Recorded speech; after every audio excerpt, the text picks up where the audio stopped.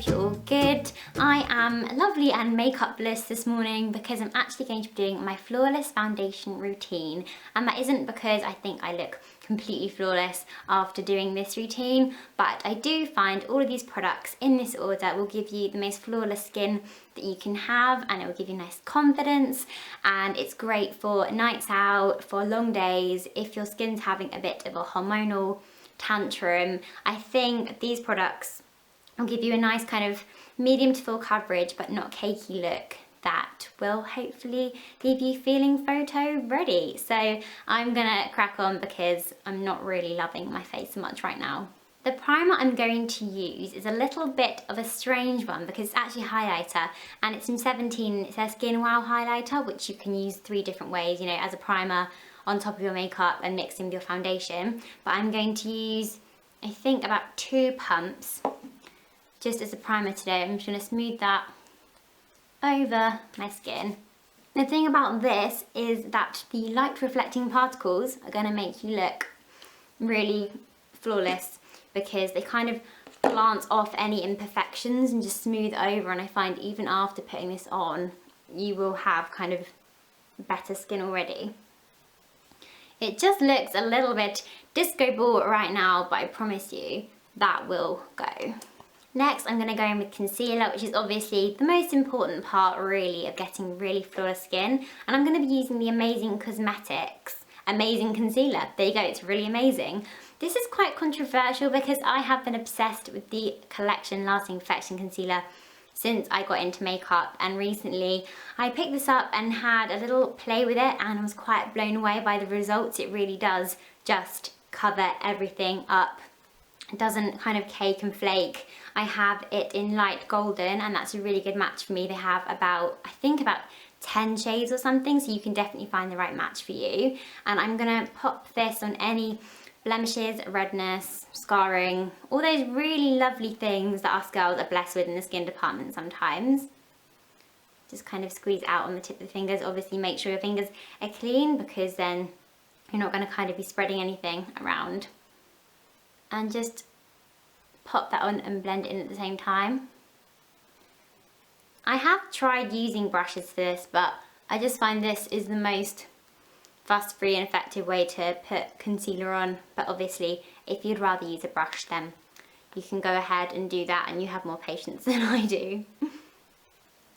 It's really nice to pat this into the pores as well. So we often have larger pores on our nose, so I'll kind of take a special effort to pat this into those, and it kind of airbrushes over them. I know in previous videos people have said, why are you putting your concealer on before your foundation? Well, when I'm really going for it and trying to get a very kind of good coverage, I will always put concealer on underneath my foundation and on top, because I just think that does give the best result. I'm going to take this under the eyes as well a bit, even though later on we'll use a nice highlighting concealer. It's good to get those circles covered up nice and early.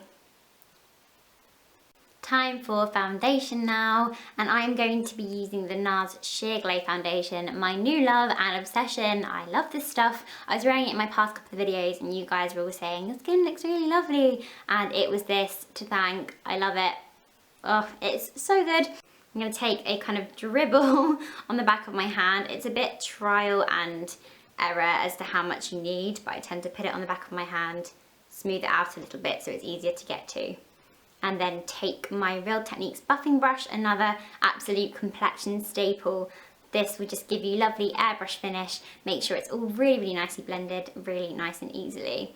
I'm just going to dabble that in and then buff that on.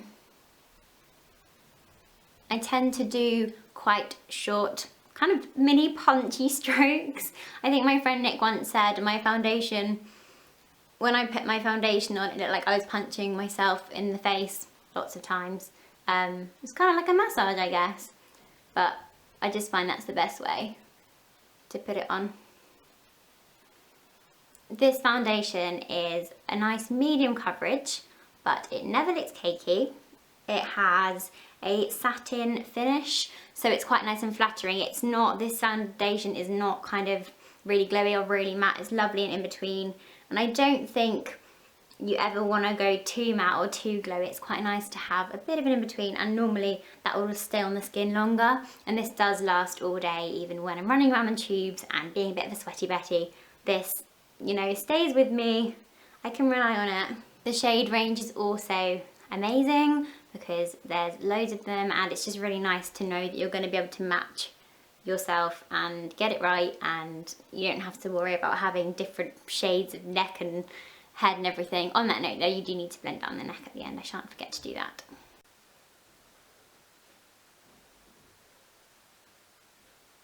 Going down the neck.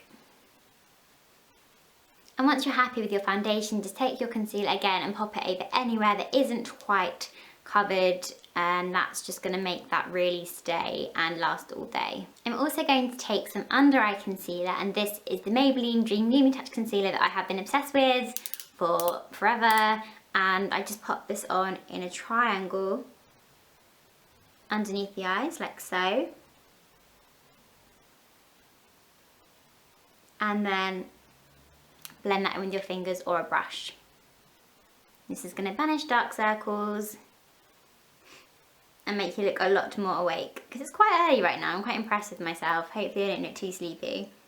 The last step is to set everything in place so it's not going to budge, and for that I'm going to use the Bourjois Java Rice Paper Powder.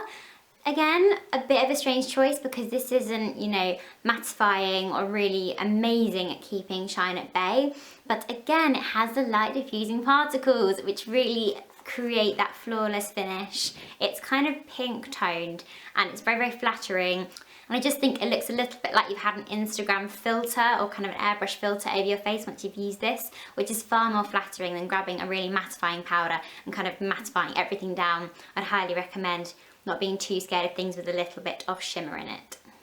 I'm going to take that on an Eco Tools powder brush and lightly apply that on my T-zone.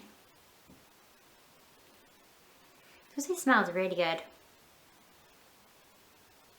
Around the eyes I'm going to take the Real Technique setting brush and pop that on. It's very important to do this around the eyes, otherwise everything you put on is just going to crease.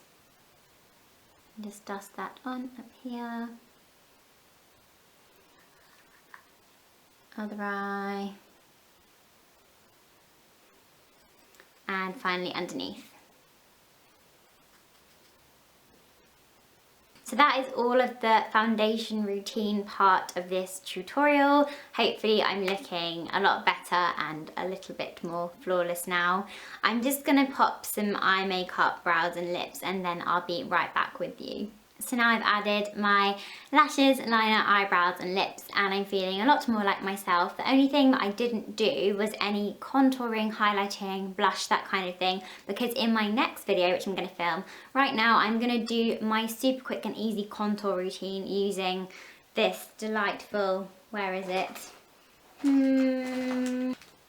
Contour stick from Clinique. So if you want to see that, please do subscribe and then you won't miss it. I really, really hope you've enjoyed this video and you like the foundation look. Let me know what you use to get a nice flawless foundation, and let me know if you try out any tips and tricks that I've given you in this video. Please give it a big thumbs up if you liked it, and I'll be back very, very soon with my contour routine. Bye guys!